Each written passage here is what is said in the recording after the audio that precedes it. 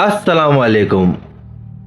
मैं जब भी ट्रैवलिंग करता हूँ मैं याद से सफ़र की दुआ पढ़कर ही निकलता हूँ और मैं कोशिश करता हूँ कि ज़्यादा से ज़्यादा मैं दिन के वक्त में ही कई दूर का सफ़र तय कर लूँ। हालांकि ये नेगेटिव एनर्जीज जिसे आत्मा या भूत प्रेत या जिन्नात, इनका कोई स्पेसिफिक टाइम नहीं होता है, लेकिन सूरज डूबने के बाद और सूरज उगने के पहले ये अपने पूरे जवार पे होते हैं और उस टाइम पे ये अपनी मौजूदगी जताने से पीछे नहीं हटते। आज मैं आपको जम्मू कश्मीर की एक ऐसी जगह पर लेके जाऊंगा जिसे लोग खूनी नाला के नाम से जानते हैं। अब यहाँ पर बहुत सारे एक्सीडेंट हुए और आज से नहीं कई सालों से ये एक्सीडेंट चलते ही आ रहे हैं। बहुत बार ऐसा होता होगा कि ड्राइवर की वजह से एक्सीडेंट हो जाते हैं या शायद गाड़ी में कुछ दिक्कत होती तो इस वजह से एक्सीडेंट हो जाते हैं, लेकिन आसपास के गांव वाले और बहुत सारे लोगों का ये मानना है कि वहाँ पर कुछ ऐसी आत्माएं हैं, कुछ ऐसी नेगेटिव एनर्जीज है जो लोगों का वहाँ पर पीछा करती है।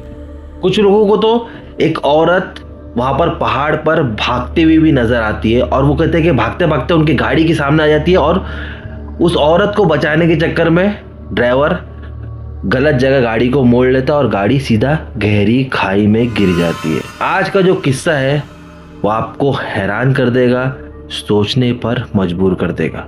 अब वो क्या है वो मैं आपको बताऊंगा, लेकिन उससे पहले मैं आप सभी लोगों से रिक्वेस्ट करता हूँ कि आयतल कुर्सी पढ़ ले और जो मेरे हिंदू भाई बहन इस पर्टिकुलर वीडियो को देख रहे हैं वो गायत्री मंत्र और हनुमान चालीसा का पाठ कर ले, क्योंकि sometimes we are not alone.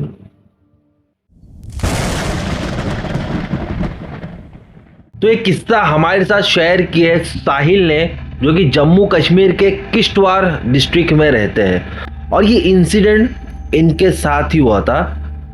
खैर सब कुछ शुरू हुआ था 22 तारीख की रात को, जब साहिल अपने घर पर कुछ काम कर रहे थे। तब उनकी अम्मी उनको आवाज देती कि बेटा खाने का टाइम हो गया है। तो उसने कहा कि हाँ अम्मी बस मैं 5 मिनट में आता हूँ। खैर थोड़ी ही देर में साहिल जाता है नीचे और वो खाना खाने बैठता है। बस खाना उसके सामने आया ही होता है तब उसका फोन रिंग करता है और वो फोन की तरफ देखता है तो उसके दोस्त अदनान का कॉल होता है। तो वो खाते खाते फोन को रिसीव करता है और जब वो अदनान से बात करता है तो आज उसको अदनान की आवाज में कोई घबराहट, कोई एक थकान महसूस हो रहा था। आज मुझे तू कुछ परेशान सा लग रहा है। बोले हाँ यार, मेरा जो कजन भाई है जो जम्मू गया था पढ़ाई करने के लिए, उसका एक्सीडेंट हो गया है और एक्सीडेंट में उसकी एक टांग टूट गई है और बाजू भी टूट गया है। तो हॉस्पिटल से मुझे फोन आया था कि ऐसा ऐसा आपके भाई के साथ हो गया, अगर आप जल्द से हॉस्पिटल आ जाएंगे तो हम लोग आगे का प्रोसीजर कर सकते हैं। तो साहिल ने कहा कि हाँ यार तू जल्दी निकल जा। हाँ मैं अभी घर से निकलने ही वाला था, लेकिन मैं सोचा कि अकेले जा रहा तो तुझे भी अपने साथ लेकर चलता हूँ, क्योंकि रात का टाइम है और मैं अकेले जाने से थोड़ा कतरा रहा हूँ। तो साहिल ने बोला कि हाँ यार कोई बात नहीं है, काम कर, मैं खाना ही खा रहा था, बस 10 मिनट में मैं तेरे घर पे पहुँचता हूँ, फिर अपन दोनों साथ में निकलते हैं। खैर अब ये दोनों दोस्त रात के करीब 11:30 या 11:45 बजे किश्तवाड़ से जम्मू के लिए रवाना होते हैं। बातें करते करते ये लोग अपना सफ़र जारी रखे। करीब 2 या 3 घंटे हुए थे इनको सफ़र में। ये लोग पहुंच गए खूनी नाला, जिसे रागी नाला के नाम से भी लोग जानते हैं। अब यहाँ पहुंचने के बाद साहिल क्या नोटिस करता है, इनके कार के पीछे कोई आ रहा है। जब भी कभी इस तरीके की नेगेटिव एनर्जीज हमारे आसपास होती है और समय रात का होता है तो हमें वो फील ज़रूर होता है। बहुत बार ऐसा होता है कि हमारा वो वहम हो, लेकिन ज़्यादातर वो वहम नहीं बल्कि हकीकत होता है। और कहीं ना कहीं उस टाइम पर साहिल को भी यही महसूस हो रहा था कि कोई उनके जस्ट पीछे ही चल रहा है, यानी कि उनकी गाड़ी के पीछे चल रहा है। जब वो मिरर में देखता है तो उसको पीछे कोई नज़र नहीं आया, तो फिर से वापस से अपने दोस्त के साथ बातें कर रहा था और ड्राइव भी कर रहा था।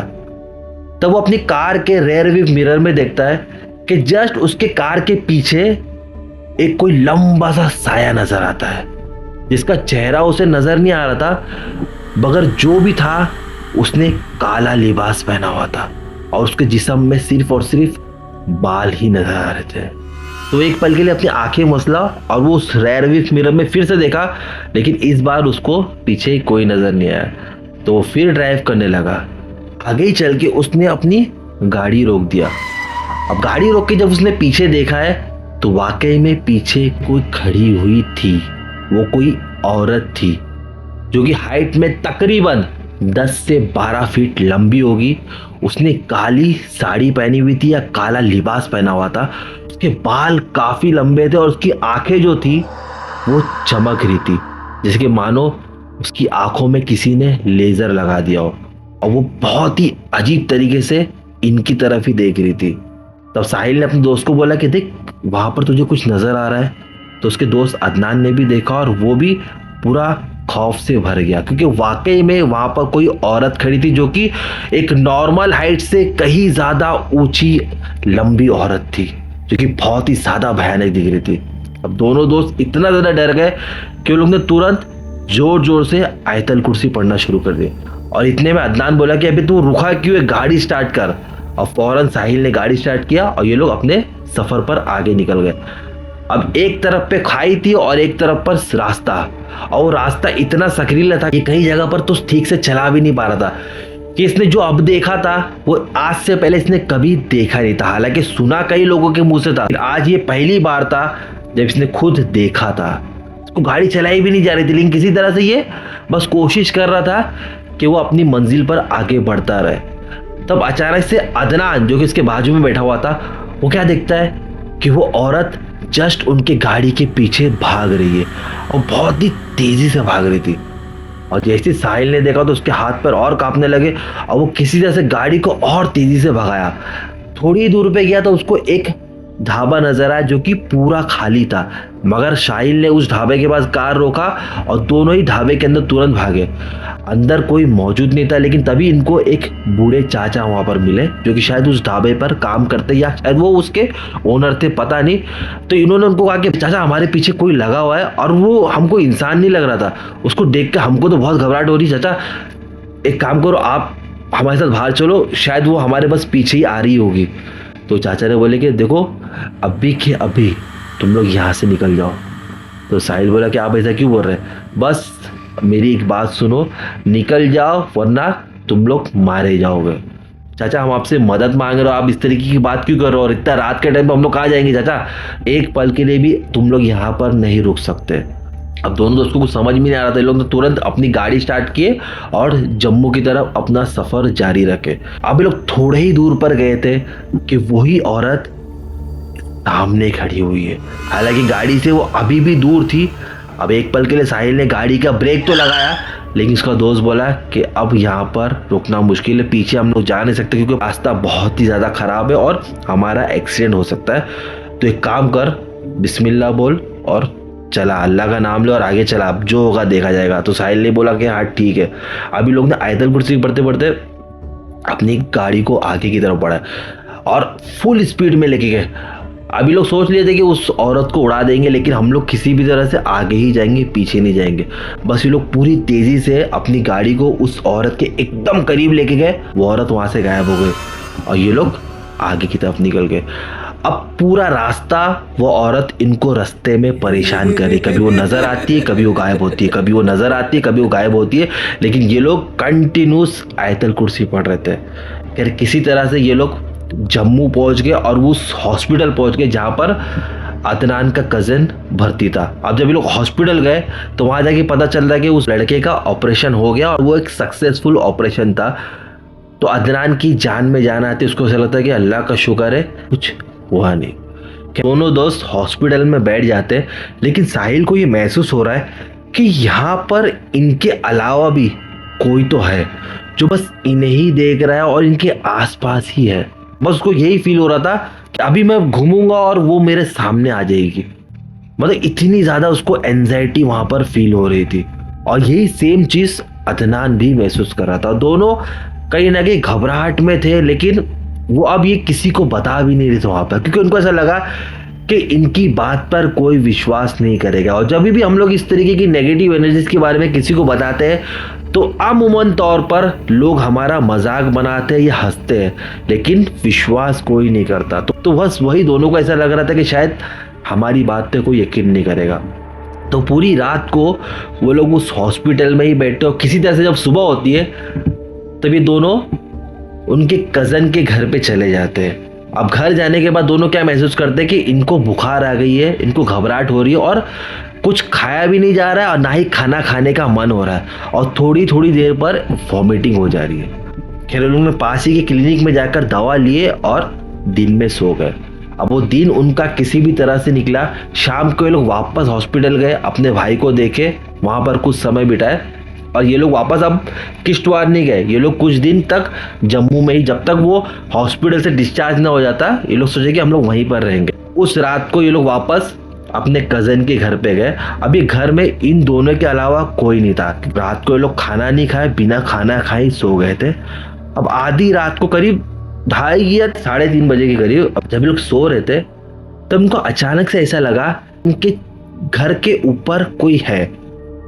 पतरा लगा हुआ था और पतरे की आवाज आ रही थी, जैसे कोई पतरे पे जोर से उछल रहा हो।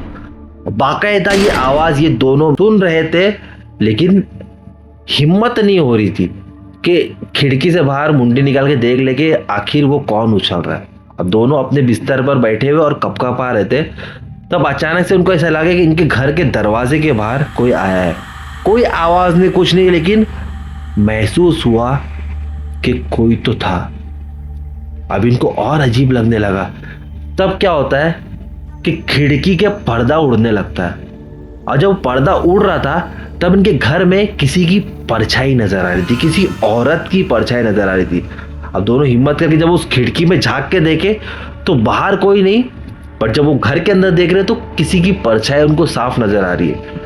ये पूरी रात भर इसी तरह से परेशान हुए, समझ में नहीं आ रहा, कोई नजर नहीं आ रहा, बट कोई तो था जो पूरी रात उनके घर के इर्द गिर्द मंडरा रहा था या मंडरा रही थी। जैसी सुबह हुई है ये लोग तुरंत पास ही के मस्जिद में गए और वहाँ पे जो इमाम साहब होते हैं उनसे बात की। उनको बोले कि कल रात को जब हम लोग खूनी नाला के पास से आ रहे थे तो हमारे साथ ये सारी चीज़ें हुई। तो इमाम साहब सुने और बोले कि एक पीर साहब का मैं तुमको एड्रेस देता हूँ, वहाँ पे जाओ और ये सारी चीज़ें उनको बताओ, शायद वो तुम्हारी मदद कर सकते हैं। तो अब इन दोनों ने उस पीर साहब का एड्रेस लिया और फौरन उनके यहाँ पहुँच गए।